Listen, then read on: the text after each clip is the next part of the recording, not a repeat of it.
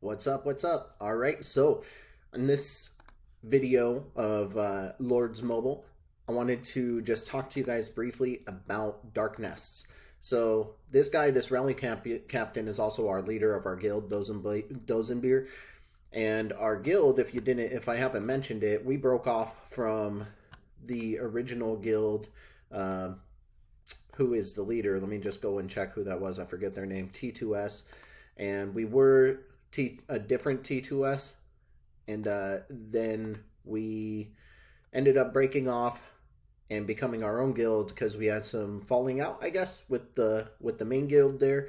And then for a while we were discussing possibly going with Drunken Warriors, and that's troops killed. I should be on the troop might here, but we were going to go with Drunken Warriors and possibly do a little merger and then go fight T2S because they're the obvious dominators of the game. And I think that would have been a great plan and put us on par with them to go and fight them. But, despite my thoughts, these guys did awesome, and they went out there, and if you look at this guild, they won 4 of the forts for our guild. So we had some good fighters. I guess they were all online. I missed it, and this is pretty awesome, being able to get an increase in infantry attack by 25%, cavalry ranged, and then on top of that you get some infantry boosts down here with the defense and max HP. And you can click on these and see that we own them, and we'll own them for the next 5 days basically. This just happened a few hours ago while I was asleep or while I was offline. So I missed out on the opportunity there, but we own those forts. And this guy here, Dozenbeer, he is our leader. He's got T4 troops. You can see here when we go to the level 4 Darknest, you can pop down and see, oh, look at that. He's got those several of those T4 heroic fighters. So he's on pace and buying packs like crazy, I guess, because he's already got his T4. He's done all the research. He's got all the buildings. He's got those guys there, and he's sending, I'm guessing, these other two to activate some other benefits from either his leader or from whoever he's got in his heroes. Usually that's why you'll send these lower troops. But also when you're doing a Darknest rally and you're the lead, you can send a few of the weaker ones. So these T3, T2s, I would only send the T2 and not even that many of them, maybe like 1,000 of them or so, and send the rest T4, because what'll happen is when you go and you fight the level 4 Darkness, inevitably some of those guys are going to die. And so instead of having your T4 infantry die, then you want to have your T2 infantry die. So it's always a good idea to send like 1,000 or 2 of your lower tier troops along with the main force that you're fighting with. That way the deaths are on the low guys and the power still up here on the best troops that you have. And so this guy is a no-nonsense type of player. If you send the wrong troops, he'll send you back. So in this case, he's told us before he wants it to look pretty much identical to the way that he has set up. But he also won't send you back if you only send the main troop type, which is obviously infantry here. But a lot of people will just try and copy that. Let's see what people got going here. See, that one should really get sent back. Platinum should be sent back unless he specifically requested that. So we'll see what happens with that. And here's a better example of like how he has it split off.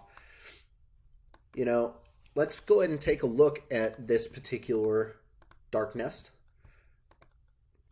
because what's interesting is how people set up their Darknest. I will only scout. Matter of fact, while I'm here, I'm going to scout a couple others. When I do my scouting, I will only attack Darknests that have 2 troop types, just because it's so much simpler. Let's see what this one has.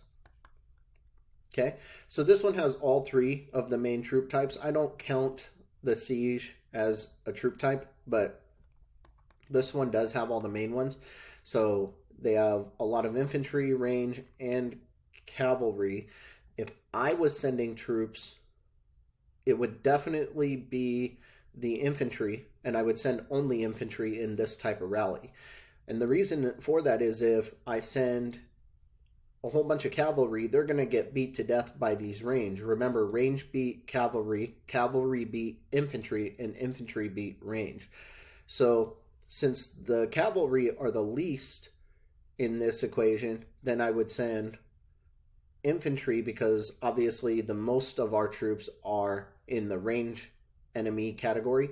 So we want to use as many infantry as we can to bash them. But let's say these numbers were swapped around, and let's say that the Royal Guards, those infantry, were only 400,000, and the Royal Guards had 700,000 or 800,000.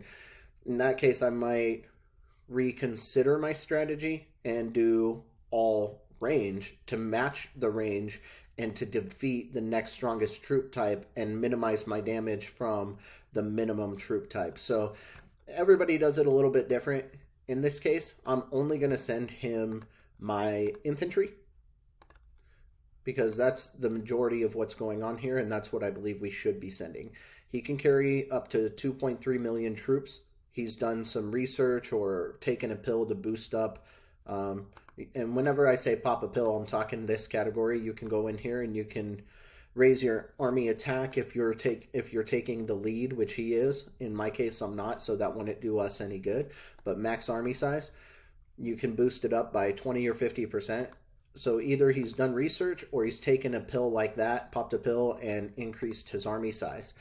But this is going to be a good little experiment because, again, these aren't all necessarily the troop types that I would send. I think that he'll take more damage than necessary on those troop types, so we'll see what happens. Now I'm going to send the maximum I have available of infantry, and I'm going to leave out the range and the cavalry. And then we're going to go with that. Can't wait to get my T4 set up here. So we've still got a couple of minutes before that happens, plus the march. All right, so there you have it.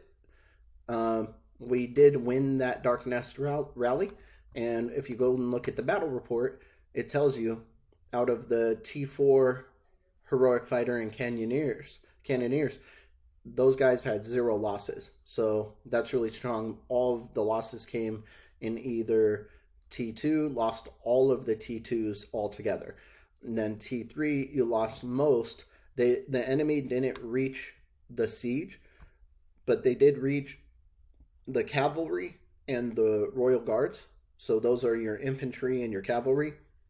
And then they didn't get to too many of the level 3 range before they expired on their end, before morale ran out. And so we can watch this and learn from it, and you can view the battle. So here, we don't really need those siege. They don't do that much damage, but you can see the main guys up here doing the majority of the damage to the wall. The siege got 2 hits, and they almost got a third, but that was it. And each hit did very minimal damage. Siege just doesn't do a lot to the walls. But you have your infantry up here doing a lot of damage. You have your cavalry that's already rushed in, so you see just a mess of infantry and cavalry just destroying the enemy.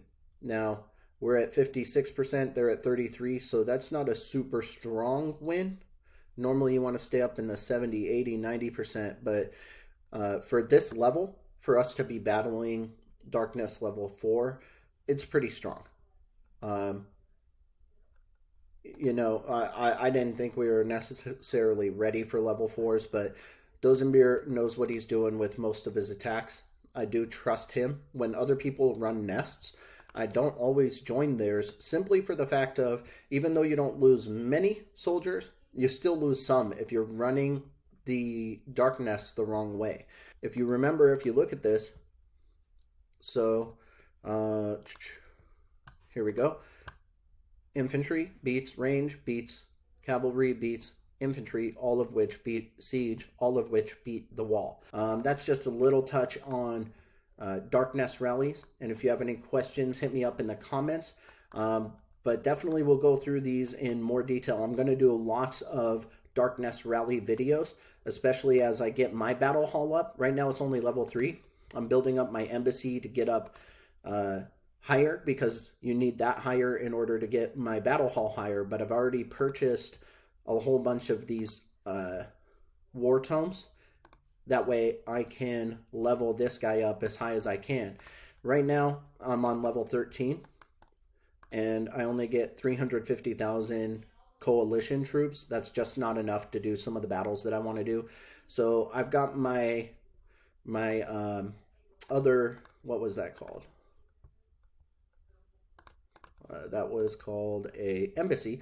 I've got that all the way up to level 18 and it's going up to 19 now. And so I should be able to take this up to 19 as a result, which will take me up to that 700k mark. And that should be more than enough at that point to get some good Darknest 3 rallies going. I don't have the T4 and I don't have the gear that Dozenbeer does.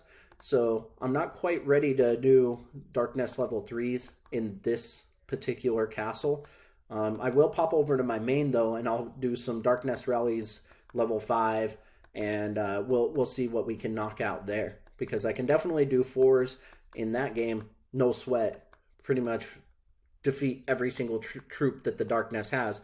But you know, I'm going to pop over and do some 5s as well. But on this account, we're just going to stick right where we're at for now. I'll run some more here and you'll be able to see some of my battle reports. What's the difference? How can I tell, you know, what the formation is just by looking at this and looking at these heroes? How can I tell what kind of formation that they'll be in and what to expect from this situation? Because they might be in infantry phalanx, but they also might be in a range or a cavalry phalanx or webs, or excuse me, wedge. So, you know, it's going to start to change up the way that you go after these rallies, after these Darknest rallies. But that's it for this video, guys. I will catch you guys in the next one.